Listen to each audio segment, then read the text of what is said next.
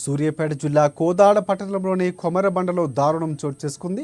షేక్ నస్రీత్ అనే మహిళ ఇంట్లో వాటర్ హీటర్తో నీటి కనెక్షన్ చేస్తూ ఉండగా ప్రమాదవశాత్తు షాక్ గురై నస్రీత్ మృతి చెందింది. గమనించిన స్థానికులు హుటాహుటిన కోదాడ ప్రభుత్వ ఆసుపత్రికి ఆమెను తరలించారు. అప్పటికే నస్రీత్ మృతి చెందింది వైద్యులు నిర్ధారించారు.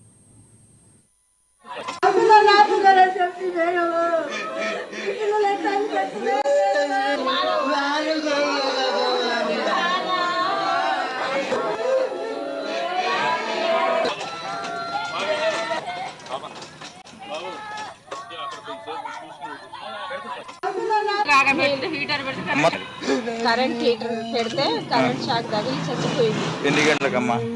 ఎన్ని గంటలకి? 5 గంటలకా? రోజు పెడుతుంది అట్లా? పొద్దున పూట సాయంత్రం పూట ఇంట్లో ఉంటారు, మధ్యాహ్నం పూట ఎవరు ఇంట్లో ఉండరు. ఎవరు వాళ్ళు ఎటు పని